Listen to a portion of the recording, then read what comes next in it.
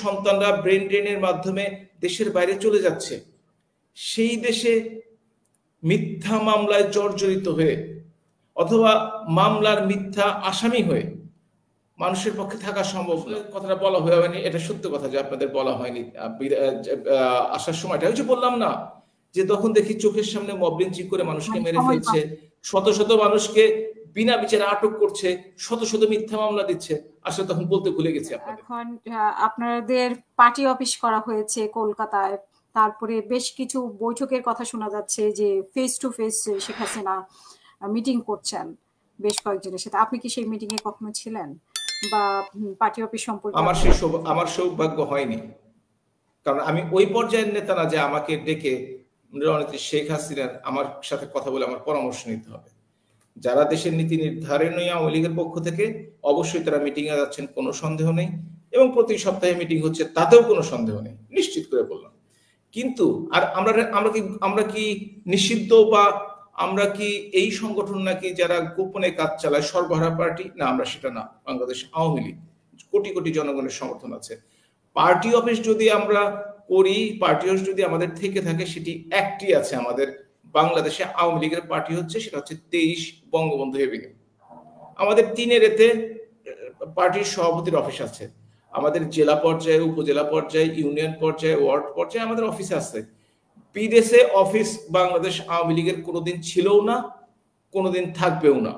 বাংলাদেশ আওয়ামী লীগ যেমন বাংলাদেশ থেকে তৈরি হয়েছে, সুতরাং বাংলাদেশ আওয়ামী লীগের শিকড় যেখানে বাংলাদেশে, সেখানে বাংলাদেশ থেকে আওয়ামী লীগ পলিটিক্স করবে। পরিস্থিতির কারণে হয়তোবা কয়েক হাজার মানুষকে দেশের বাইরে চলে আসতে হয়েছে, অত্যাচার অনাচার থেকে রক্ষা পাওয়ার জন্য, মিথ্যা মামলা থেকে রক্ষা পাওয়ার জন্য, মিথ্যা হয়রানি থেকে রক্ষা পাওয়ার জন্য, সেটা বলতে পারেন। কিন্তু বাংলাদেশ আওয়ামী লীগ বিদেশ থেকে রাজনীতি করে না। অনেকের মতো না যে 17 বছর 20 বছর দেশের পরিস্থিতি ভালো হওয়া সত্ত্বেও প্রধানমন্ত্রী না হলে আমি দেশে ফিরবো না, এই পণ করে না নন্দ ঘোষের মতো। এই ধরনের পণ কেউ করেনি আওয়ামী লীগের। তারা দেশে যাওয়ার প্রস্তুতি নিচ্ছে, তারা দেশে যাবে, এটা নিশ্চিত থাকেন আপনি, এবং আপনি অদূর ভবিষ্যতে এটা দেখতে পাবেন। আওয়ামী লীগ তো বলেছে যে আওয়ামী লীগ পালায় না, মানে আমরা তো সেই শেখ হাসিনা থেকে শুরু করে ওবায়দুল কাদের সাহেব আরো অনেকেই বলতেন যে আওয়ামী লীগ পালায় না, কিন্তু সেটাও তো আমরা দেখলাম। কথাটা আপনি একদম যে খারাপ বলেছেন তা না, আপনার সব কথা তো বিরোধিতা করবো না।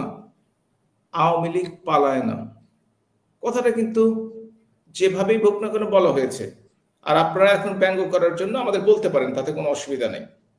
কথাটা হচ্ছে, যে দেশে কোনো আইনের শাসন নাই, যে দেশে কোনো বিচার ব্যবস্থা নাই, যে দেশে কোনো আইন শৃঙ্খলা বাহিনী কাজ করে না, যে দেশে শত লোক মবের মাধ্যমে মারা যাচ্ছে, অত্যাচারিত হচ্ছে, যে দেশের চাঁদাবাড়িতে মানুষ অতিষ্ঠ, যে দেশের মেধাবী সন্তানরা ব্রেন ড্রেনের মাধ্যমে দেশের বাইরে চলে যাচ্ছে, সেই দেশে মিথ্যা মামলায় জর্জরিত হয়ে অথবা মামলার মিথ্যা আসামি হয়ে মানুষের পক্ষে থাকা সম্ভব না। সেই জন্যই কাউকে দেশ ত্যাগ করতে হয়েছে। ব্যাপারে হয়নি, বিএনপি কি দেশে ছিল না? তারেক রহমানের বিষয়টা আলাদা, সেটা আপনিও জানেন, আমিও জানি কিভাবে তারেক রহমান দেশের বাইরে গেছে। কিন্তু বিএনপির এই যে, আমি খুব একটা জানি না, এই কারণে যে বিএনপি এখন স্টিয়ারিং সিটে, স্টিয়ারিং হুইলে বিএনপি বসে আছে, এবং 5 তারিখের পরে বাংলাদেশ বিএনপি তো একটা বিশাল দল, কোনো সন্দেহ নেই। কেউ যদি বলতে চায় মানে মামলা হয়েছে না, মানে কারণে তার বিরুদ্ধে 80টির বেশি মামলা ছিল। প্রথম 6-7 মাসের মধ্যে প্রত্যেকটিতেই বেকসুর খালাস পেয়েছেন তিনি। তার বিরুদ্ধে এখন কোনো মামলা নেই। তার বিরুদ্ধে এখন যে কোনো সময় দেশে ফিরতে, এমনকি ওনার স্ত্রীর বিরুদ্ধেও তো মামলা ছিল, তিনিও তো বাংলাদেশ থেকে ঘুরে আসছেন। কিন্তু রাজনীতিতে সাহস বলে একটা কথা আছে, যারা রাজনীতিতে সাহস করতে পারেন না, রাজনীতিতে তারা পিছিয়ে পড়েন। কেউ ভাবেন হয়তো লন্ডনে বসে প্রধান উপদেষ্টার সাথে ষড়যন্ত্র করে আলোচনা করলে সমস্যার সমাধান হবে। বাংলাদেশ না পৃথিবীর কোন দেশের রাজনীতি এত সহজ না। আসলে রাজনীতি করতে হয় নিজের দেশের মাটিতে বসে, এবং বারবার ঘোষণা দিচ্ছে যে জুলাইয়ের 28 তারিখে আসবে, কিংবা বিভিন্ন সময় আসবে। এখন শুনছি ডিসেম্বরে আসবে, আবার বলতে শুনলাম খুব শীঘ্রই ফিরছি।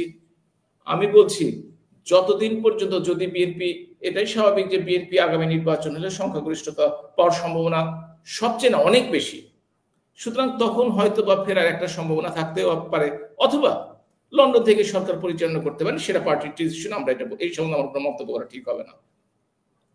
যেমন মানে আপনারা করছেন, আপনারা বলছেন যে আপনারা পদত্যাগ করেননি, মানে শেখ হাসিনা পদত্যাগ করেনি। তো আপনারা দেশের বাইরে চলে গেছেন, সেখান থেকে উনি বলছেন যে উনি পদত্যাগ করেনি। তাহলে উনি ওনার মতোই বিষয়টা যে উনি দেশের বাইরে না না থেকেই না, বলছেন যে আমি ওনার মতো বিষয় এটা না, একদম না।